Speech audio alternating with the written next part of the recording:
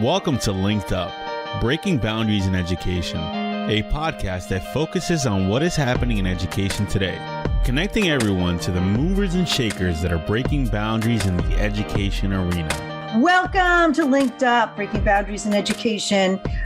Jerry, you seem to meet the best people and say to them, you have to be on our podcast. And it's always in some social event or another conference. And we get lucky. We have people emailing us too. But you found this one. Well, I did. And I have podcast radar. You do. Yes. Yeah, you do. I talked to him a long time before I even suggested, though. And today's guest is Christine Ravesi-Weinstein. We had many long talks. We were at an RTM conference together, and I just found Christine, I think we might have been in the food line. We were. Yes. And I found her to be so fascinating. And she was talking about mental health. But wait, there's more. Let me just tell you what this lady does. Okay. She's an author. She's written books. She's an editor, an assistant principal, and a teacher for over a decade.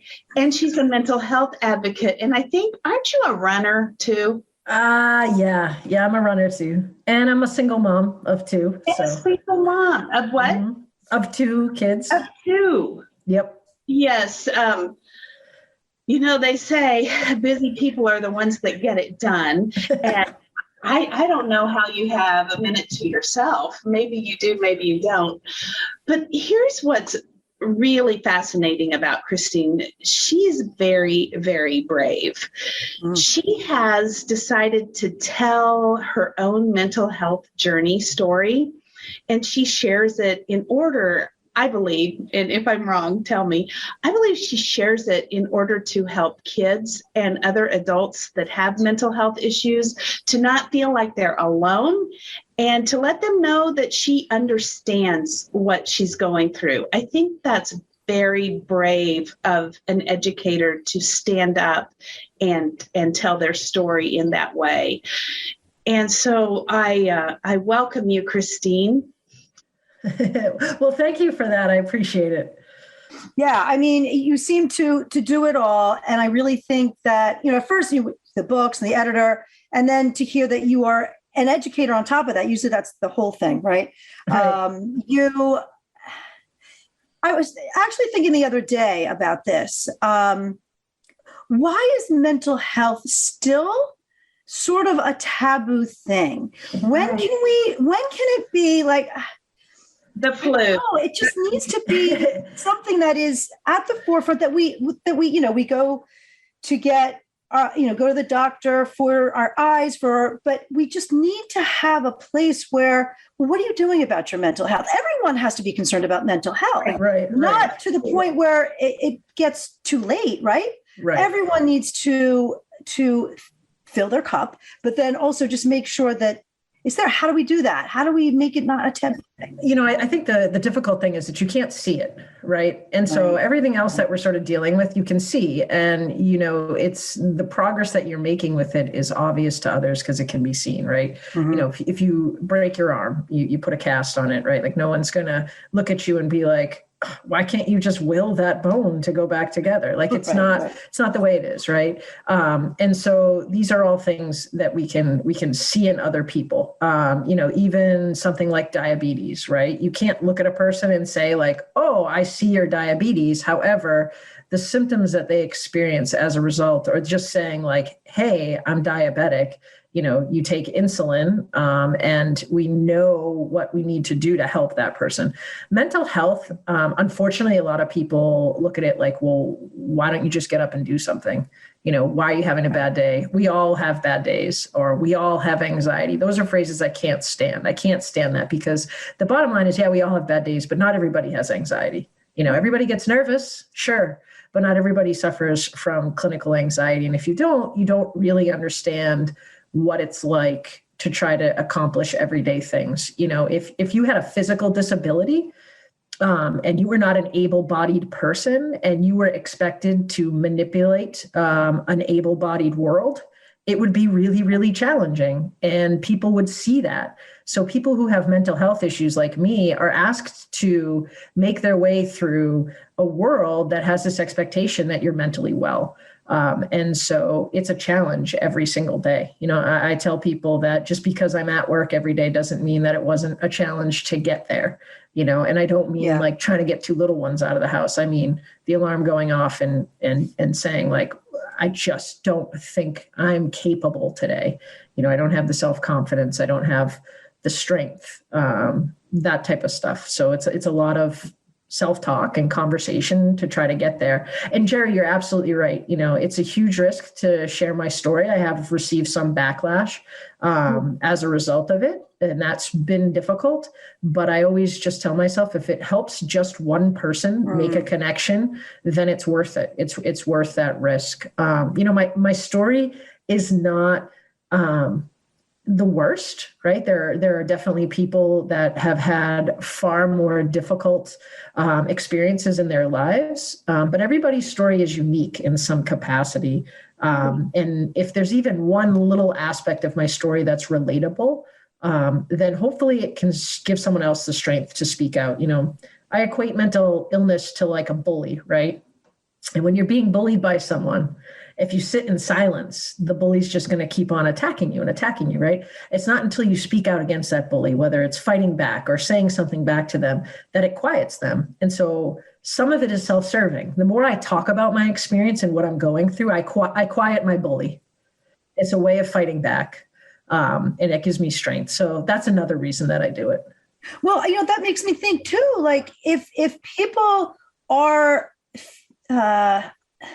fearing it or avoiding it, they're not dealing with it, then it just gets worse, I guess. If they're not, it absolutely confronting does. that bully. It absolutely does. You know, it might seem simple, but some of the most effective coping mechanisms that I use are, you know, texting a friend saying like, I'm not well today. And they're like, okay, what's going on? You know, because they know that I have anxiety and depression.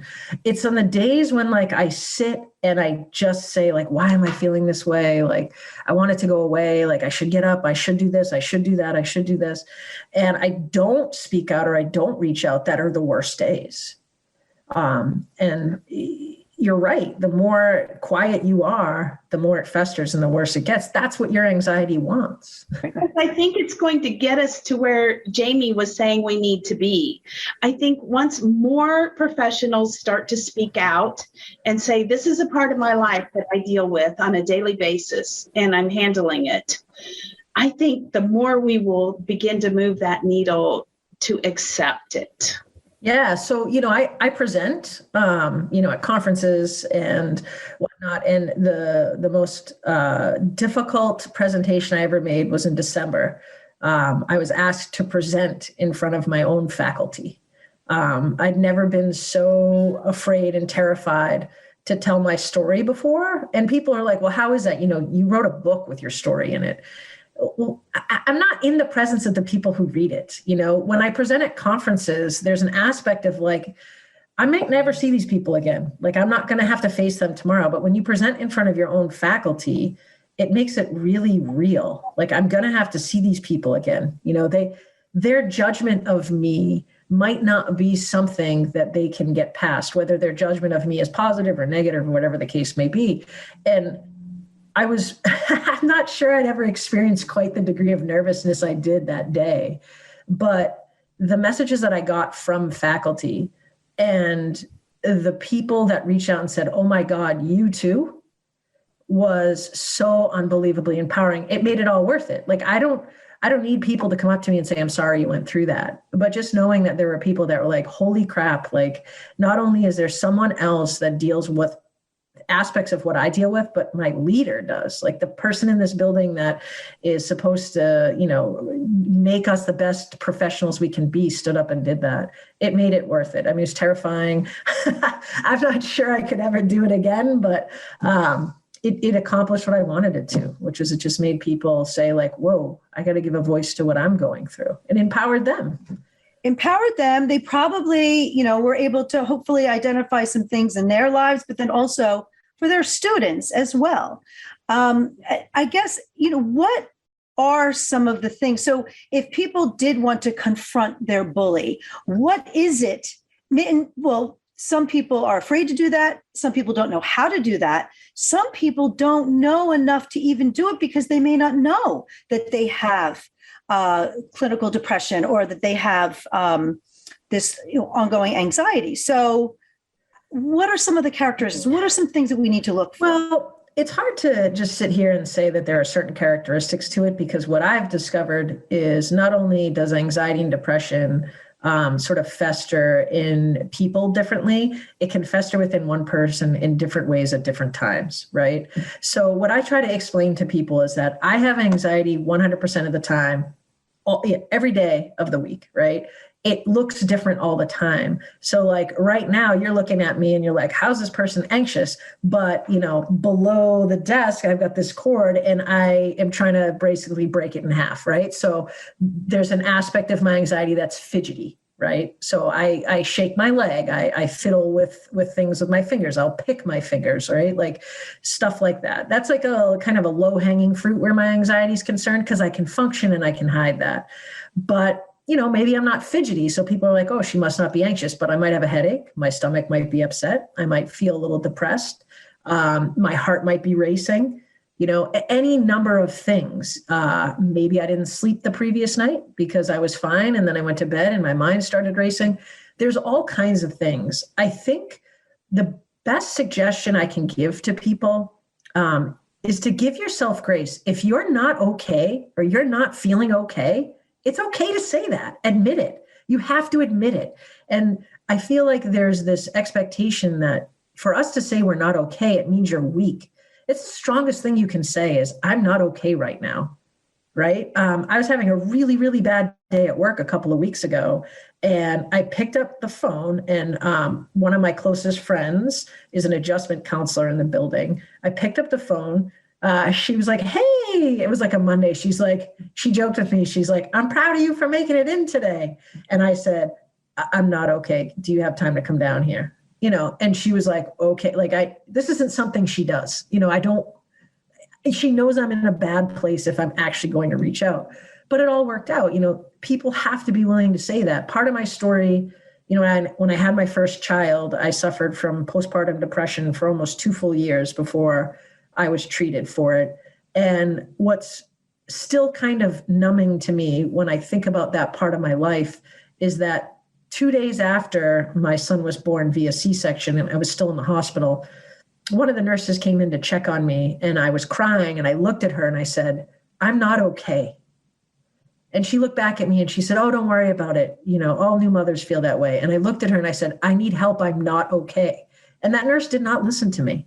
She convinced me that what I was feeling was normal for a new mom. And I walked out of that hospital without any treatment, without any plan for treatment.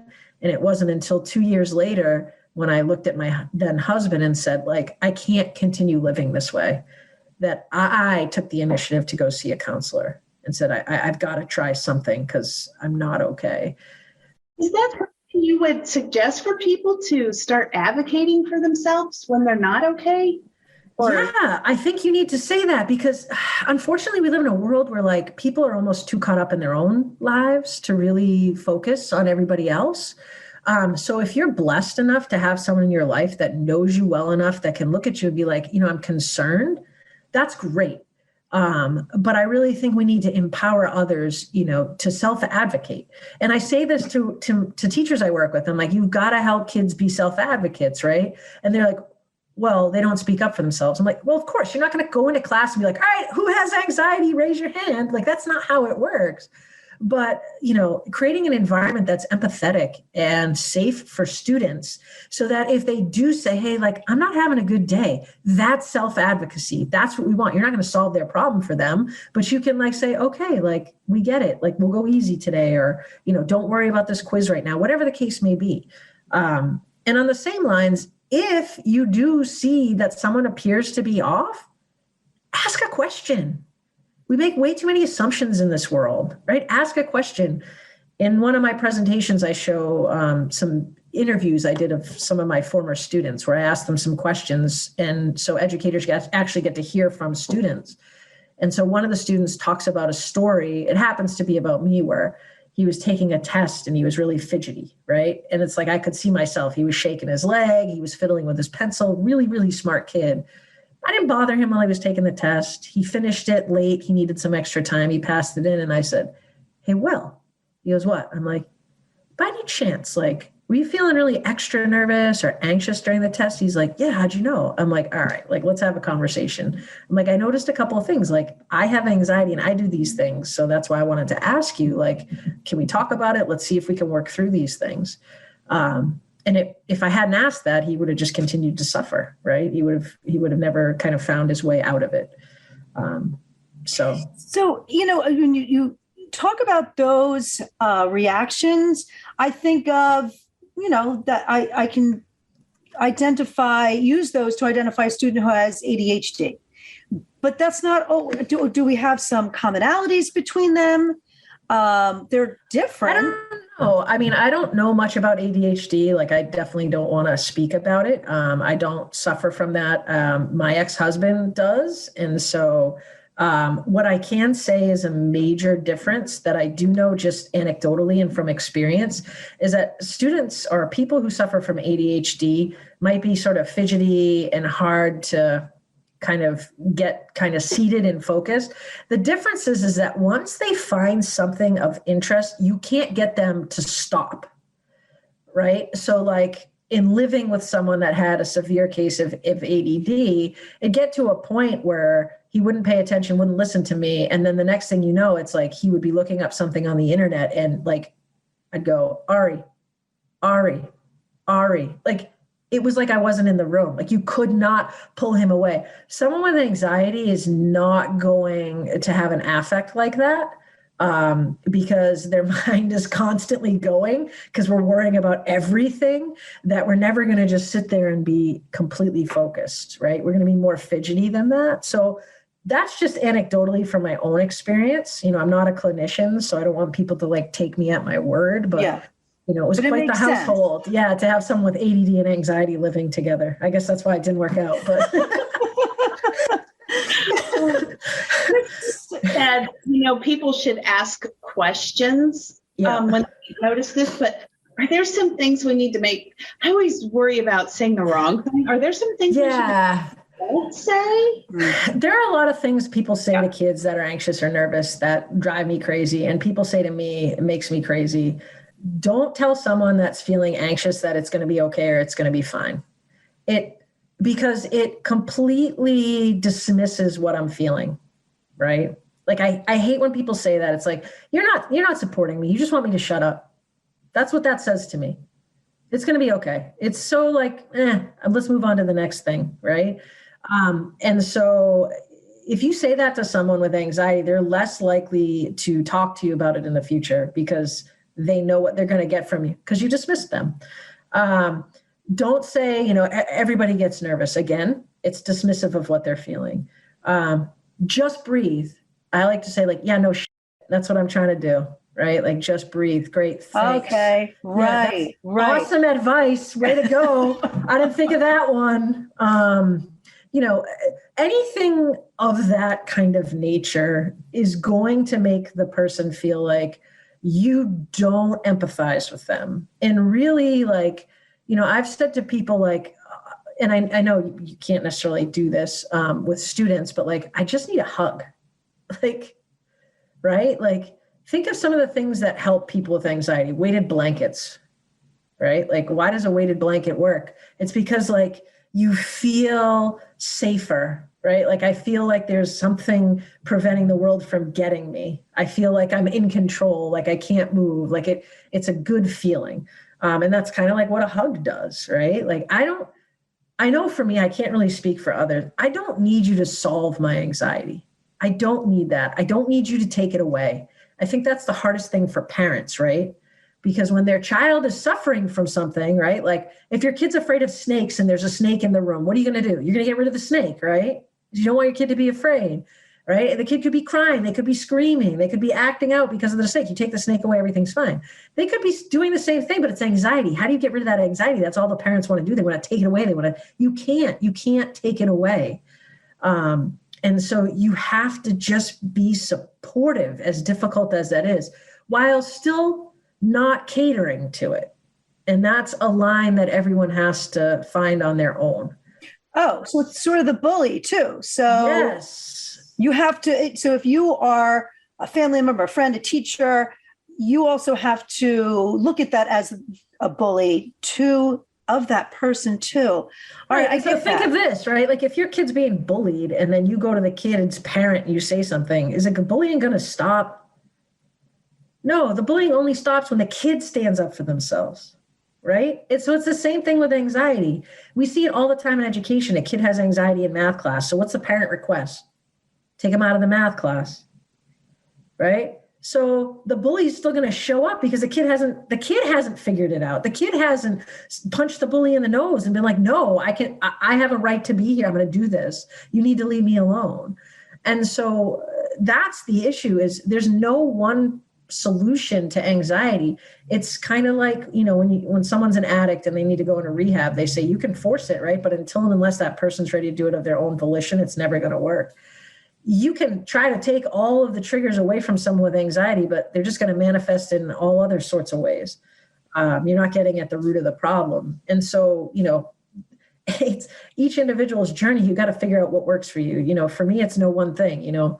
I'm medicated. I take medication every day. I think a couple of years ago, I resigned myself to the fact that will likely be for the rest of my life. And I'm finally okay with that, because my mental health is just like my blood sugar, right? It's necessary for my body's physiology to function. And if I was diabetic and needed to be on insulin for the rest of my life, would I be like, nah, I'll get to a point where I don't need this. I can't will my body to do something it's not physiologically designed to do. So I take medication every day. I need routine, and my friends make fun of me. I mean, if I don't eat at the same times every day, like, it throws me off. If I don't go to bed at the same time every day and wake up at the same time every day, it throws me off. I drink a lot of water, because anytime your body doesn't get what it needs, it's going to exacerbate the anxiety. So if I'm overtired, if I'm hungry, right? Like that whole hangry thing, like that's true for everybody, but you get hangry and then you start getting anxious because you're starting to get cranky, like it starts to spiral.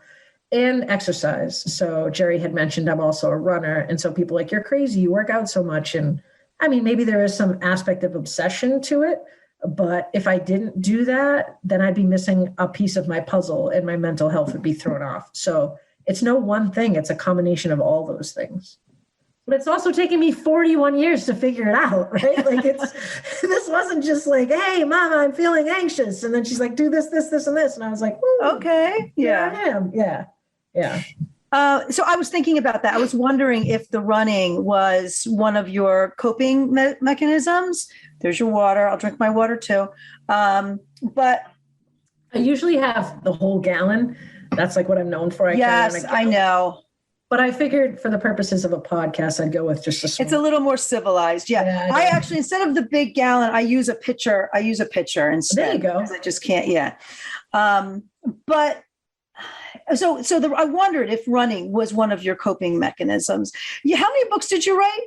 Do you think you poured yourself into books too, as part of the, talking about it? Yeah. So, the last conference I went to, I entered a poetry slam. I was asked to as a writer, and I actually did really well in the poetry slam. And, basically I wrote about writing and what it's become for me. And I, basically ended the poem by saying that, the freedom that I experience from my anxiety is the blinking cursor of a blank page, right? So it has become part of my coping skills. I can, much like, a lot of famous actors or comedians that have depression, but you're like Robin Williams, right? Like, how does he do what he did? And he suffered so much. He could be anyone he wanted to be on stage. Yeah. It was his escape, right? Right. So when I start writing, there's no judgment. I can put all my truths down on paper, and then I can decide, is this a story that I want to publish or not, right? I am in full control, because that's what anxiety is. It's about control. When you don't feel like you have control over something, that's when the anxiety starts to increase tenfold. And so as a writer, once I, say, okay, I want to publish this, like, I'm okay with that because I'm ready to relinquish control because I've controlled everything up until that point. So yeah, it's definitely a coping skill as well. Yeah, I figured. I was wondering that. Do you have self-talk, like to get back in control? Oh my God, do I have self-talk? Yeah, I think it's probably a good thing I think it's a good and a bad thing that I live alone. It's probably a good thing because I do a lot of self-talk. It's probably a bad thing because I end up having to do a lot of self-talk. But yeah, no, I do a lot of self-talk. I mean, it's not necessarily like out loud. But yeah, I have to do a lot of convincing of myself. You know, just, and some of it is so stupid. Right? Like just like today I had an experience. I went and I got a pedicure, right? And I'm sitting there with getting my toes fanned so that I can put my shoes and socks back on. And there's one guy in the salon who got a pedicure with his wife or a significant other, whomever. And he referred to me as a man. And so I'm sitting there and I'm like, really? Like, then I got to do a whole bunch of self-talk sitting in the chair, right? Because my anxiety is starting to go up because I'm like, oh my God. And then like in my head, I'm like, Christine, this is one person. He's an idiot if he thinks that, right? Why are you going to let this one person start to change your narrative? Yeah. But that's how anxiety is. It hooks on to this one thing. The room started feeling like it was closing in on me. I'm like, oh my God, everyone's like, oh, that woman looks like a man. I'm like, you're creating a problem that doesn't exist. So the self-talk is constant. It's constant in the stupidest, smallest things too. Well, and it's funny because one of Robin Williams' quotes is, you don't know what other people are doing with. Be kind, right? Yes. That's really, you mentioned the empathy. I mean, isn't that the bottom line? Like, it just is. If you can just go around and just be nice, just be nice, then just know that you are probably protecting and helping so many people just by being, if you're in a bad mood, keep it to yourself. But yeah, I mean, just be empathetic and be aware. People are just kind of like self-involved and all they care about is being able to. So that's really hard. I also want to know the difference. I feel like I'm just rattling off all these questions.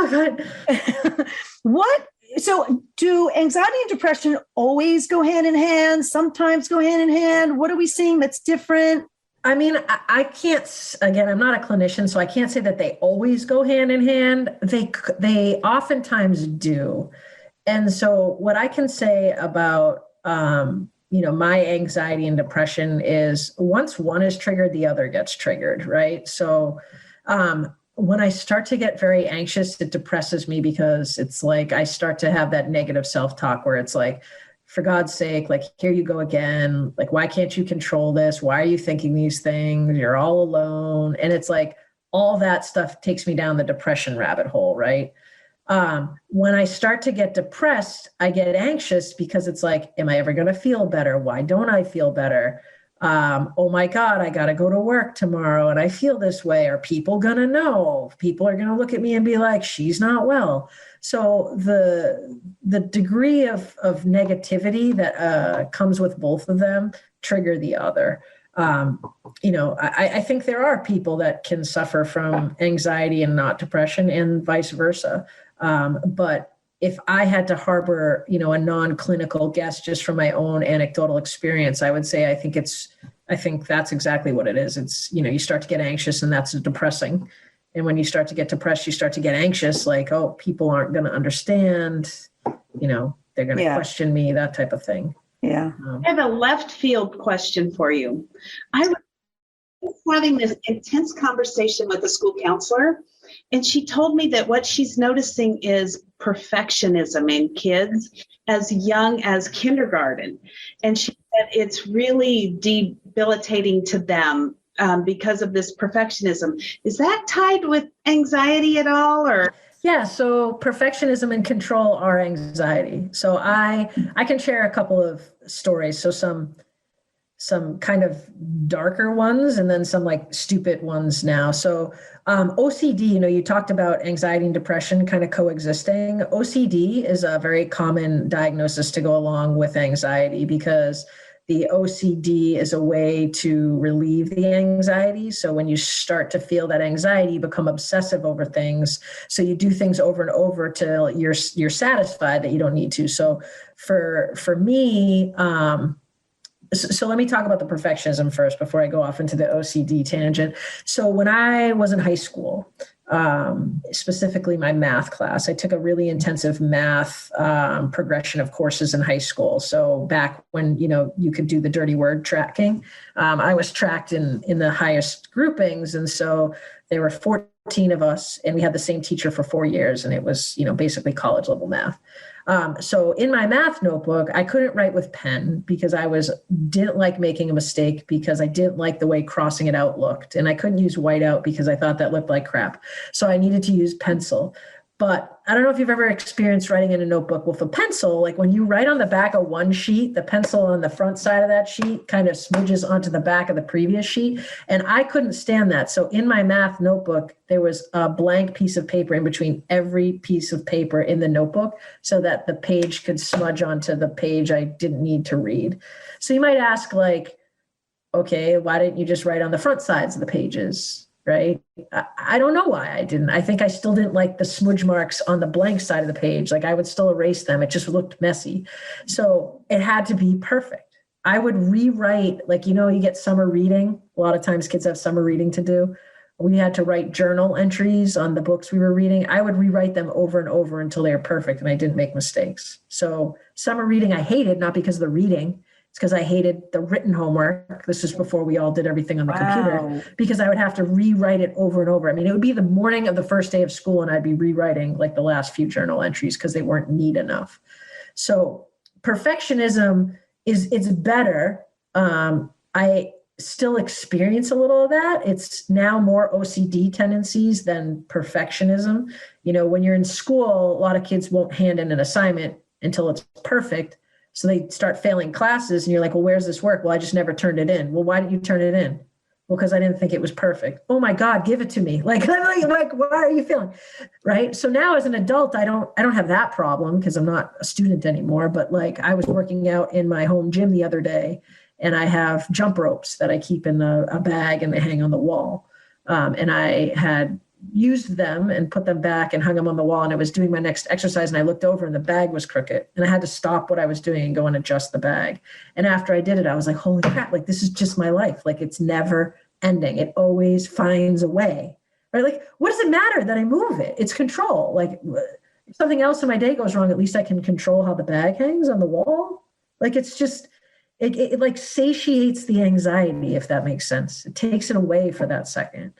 So yeah, so the OCD is, I talked about how I pick my fingers. I do that sometimes until they bleed and people are like, stop picking your fingers. Yeah, sometimes I don't even know I'm doing it. Right? Like I'm not even conscious of it. It just when happens. people tell you to stop, is that a good thing or is that like, okay, yeah. No, it's like that's a good thing. People that don't know me aren't going to think anything of it. Right. So no one's going to be like, stop it. Like that would just be weird. But like my friends, when they see me doing it, sometimes they'll grab my hand. Right. Or they'll say, Christine, stop. And I'll be like, oh, it snaps me back to reality. Yeah. So that's a good thing. They're not saying like, I don't know why you do that. That would be different. Right. They're actually acknowledging it and they know that it's harmful. So they're telling me not to do it. It's the OCD is always there. It's changed, right? Like it comes out in different ways. I used to be super obsessive with like making sure that my bank account was balanced to the penny. Right. Like that'll never happen to me. Well, everything, like it was ridiculous. Like every time I was checking it constantly. And when I finally got medicated, that was one of the things that stopped. Nice. But then my account got hacked.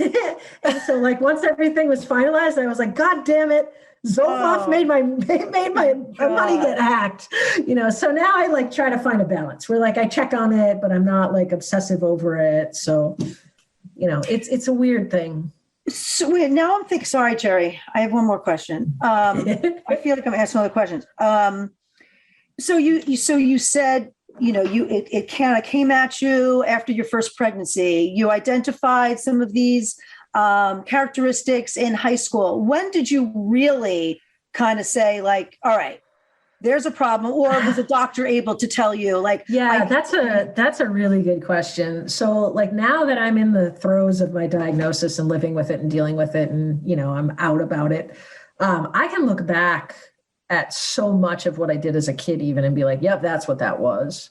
But for me, I never started talking about it or seeing a therapist until I had my first official panic attack, which was at the age of about 22 or 23 on the commuter rail train platform in Boston. I was waiting for the train to take it out of the city back to my parents' house where I was living at the time, and I could not get on the train. I was pacing, I couldn't breathe, I was crying, and I had no idea what was going on. I just couldn't get on the train. And the conductor like yelled at me. He was like, "Miss, are you getting on this train or not?" And like in that split second, like I talked about, like snapping you back to reality, I was brought back to reality and realized like, I better get on this train or I'm going to be stranded here, which is talk about anxiety, right? Like, how am I going to get home? So I ended up getting on the train and I called my mom from the train crying, and she was like, "What the hell is going on?" And I was like, "I don't know. I'm sick to my stomach. I don't want to be." So long story short, when I got off the train, she was like, "You know, you've been really high strung. This is kind of like the end of the line. I think you really need to talk to someone." And so I was like, okay. So I did. And then that sort of started what has been a bumpy ride. It wasn't smooth sailing from there. Lots of ups and downs, but that was like the first, you know, yeah, you have anxiety. That's what this is. And we need to get it squared away. So by the time I experienced that depression, when I had my son, I had already known that I had mental health issues. That wasn't the moment where I'm like, something's wrong. That was me trying to tell a nurse, like, I know what this is and Yes. It's not okay. And the nurse, you know, just sort of poo-pooed it. So Yeah. Oh, wow. Pre-show, I said, "Now, anything we really need to ask?" And she said, "No, you're going to have questions." I'm sorry. I told you would, right? I know. Well, you just mentioned that panic attack, and I had one. Well, and now you made me realize too, I had one a little bit when I was wearing these cowboy boots when I was in college. And I was like, I felt like they were just like touching me too much. And it was like really bothering me. And then I never really had anything like that again. But I did recently, after menopause, I guess I can say that. But I was at the dentist and I literally was like, "No, you can't touch me. I can't." And then it happened again at the dentist. It was just kind of weird. And I'm not afraid of the dentist. I used to love going to the dentist because I could just chill out, you know, or just hang out. I would even kind of get myself into the zone and, you know, as they're cleaning my teeth. But I like, that's it. So I got Xanax to keep. Oh, and another time on a plane I did too. Something smelled and I started getting kind of claustrophobic feeling. So I keep this Xanax and I think it's expired like a couple of years and I've used it like whenever I go to the dentist, I always take one just in case. And I know they appreciate that. But yeah, I mean, I don't know. It just happens. So it's I mean, so you've got something to help. It's interesting you say Xanax. I can't take that anymore because that's what I was originally put on when I had that panic attack, and then I abused it. I was addicted to the pills for probably a little over a year. Yeah, I actually ended up making an attempt on my life using the Xanax. Yeah. And I swear to this day, it's the only thing I've ever used that has completely taken my anxiety away. And so I understand why people use it, and I understand why it's an anxiety medication. I've never felt free from anxiety the way I was when I was on pills. But I wasn't healthy. So I'm way better now. Right. And so getting back on medication was tricky. Because the doctors knew, you know, what my previous experience had been. And obviously we didn't want a medication that, you know, I needed to use or I could use as needed. That was really where I kind of fell off the wagon with it. So, you know, I'm on Zoloft now, which is, I have to take it the same time every day before bed, you know. I'm not on any of those, take as needed medications, which Right. kind of stinks for me, because when I start to panic, I don't have that like quick fix for me. But it just requires me to like work on some other coping strategies, and I've got ones that work. So like what else? Better. Like fidgeting and writing writing. A lot of times it's like reaching out to safe people, and sometimes just going for a quick walk. That'll help me. Sometimes it's crying, right? And that's okay. Like sometimes I just need to cry for a few minutes. I get it out and then I'm like, all right, I'm good, or glass of cold water, music, I like those. They're all good, quick, easy, accessible, healthy things. But the number one thing I'll do is, depending on kind of where I'm at, like even if I'm at work, like I'll shoot my administrative team a message, and I'm not like I'm having a panic attack, but like there's kind of like code. I'll just say like, hey, I'm not doing so great right now. I'm going to step out for 15 minutes. Mm-hmm. They don't question that. They're like, okay, they know I'll be better for it when I come back. So yeah, that's kind of what I do now. It's better for me. It's healthier for me. So those are all good things. I mean, what about meditation? I wish I could meditate. So you don't have, right. That's not something that you can actually. My running is my meditation. It's really the only time ever where I can just let my thoughts kind of go and not be judgmental of them. Right. Because if I start to kind of go down a judgmental route, I force myself to like bring it back to the run, like think about like my pace or my form or something like that. Really, that's why I run, right? It's that quiet time where I can have any real thoughts I want. I mean, I've been on runs and I've gotten pissed off and angry. I've been on runs where I felt great. I've I've been on runs where I start the run and I'm mad and I come back and I'm like, no, like I let it go, right? Like it's no longer a thing. But I can't just like sit and like traditionally meditate. It's too hard for me because inevitably my brain goes back to something that I should be doing. Right. Well, I know. And I have that problem too. We talked about that on one of our podcasts, someone talking to us about meditation. And that's my struggle. There's always something I'm thinking about having to do. But do you ever, like when I walk, I don't run anymore, but when I walk, I am constantly thinking. Do you ever listen to music to kind of calm your head? Yeah, so music is on in and around me probably 90% of the time. Okay. So one of the things that I did when I got divorced and moved out, I got rid of cable, which my friends make fun of me, right? They'll be like, hey, did you see the Bruins game? I'm like, was it on cable? Because the answer's no. And, one of the reasons that I did that, aside from I just, now that I was responsible for my own finances and I need to be financially independent, and it was a corner that I could cut, TV would like depress me. I don't know. Like it was always my go-to, right? Like I'd turn the TV on and I'd flop down on the couch and then I'd have no motivation to do anything, to move, to get up, to do anything. Like it was such a go-to.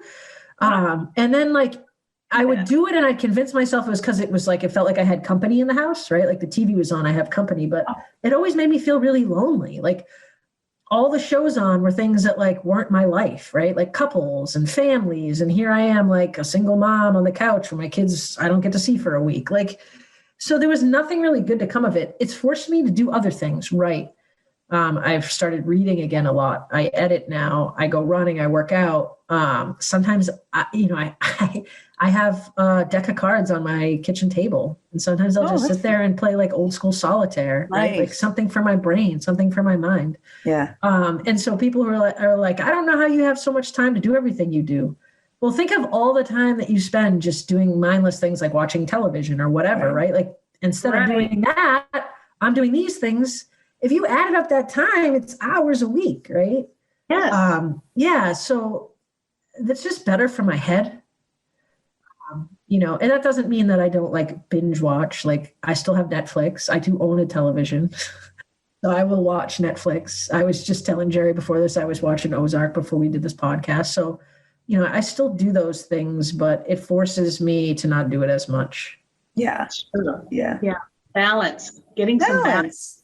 Balance. Yeah. It's I started a nonprofit organization called Running from Anxiety, which really isn't about, it's not just about running. It's really about like getting up and moving when you start to feel anxious.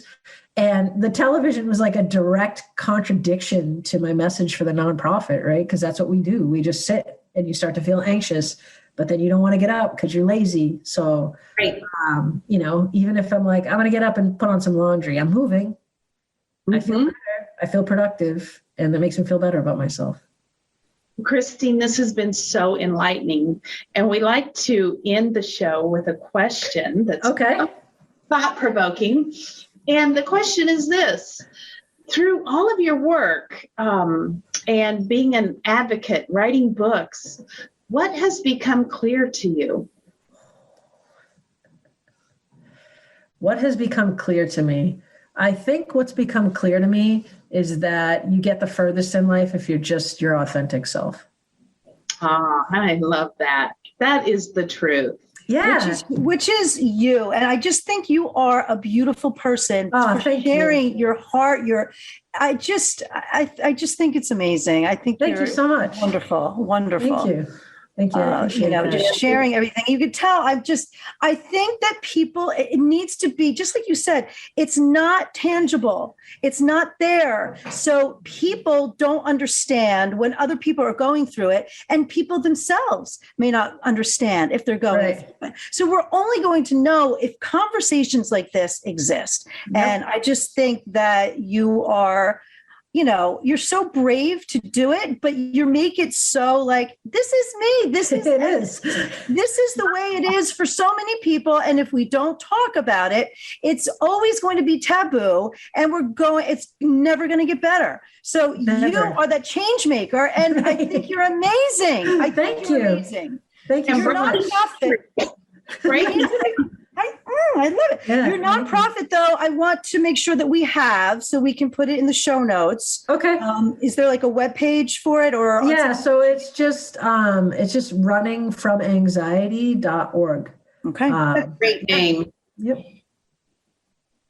So we've been doing that for a couple of years. So. And we do. Why don't you say the names of your books? Okay. You have to put in the show notes, but. My first book is called Anxious: How to Advocate for Students with Anxiety, because what if it turns out right? It's more of like a book of strategies. So if people are looking like they either have students with anxiety, or even if you're a parent and you're like, I really need something I can relate to with some strategies that I can actually like start using today to help the person that I know with anxiety, that would be the book for you. My second book is called Fighting Your Inner Voice. It's a lot different than the first. It reads more like a memoir. It's really just stories that I share about my life. It's more about my personal story that really encompass that whole needing to kind of change the narrative in your own head. So all the times in our lives where we have self-doubt, how we kind of get over that. There's also the stories of 5 other educators who were brave enough to share their stories with me and trusted me to write them, which was a really amazing experience. It's really a book for anyone and everyone. And it's not a how-to, I call it a hope-to. It should empower people, because I love that. Because, we all at some point in our lives had to fight an inner voice that told us we weren't good enough. And so just like we had said in the beginning, if I can help one person find a story they can relate to, then it's worth it. It is a pleasure to have you here. Thank you. And thanks for doing this. It's shows like this, getting the voice out. I can't do it alone. And so I'm really thankful and appreciative that you're willing to have a guest on like me, where we can talk about stuff like this. Because like you said, if we don't start the conversation somehow, somewhere, it's not going to happen. So I'm very grateful that you took that risk. So thank you. Thank you for listening. And if you would like to stay linked up, be sure to follow us on Apple and Spotify, and subscribe to us on YouTube.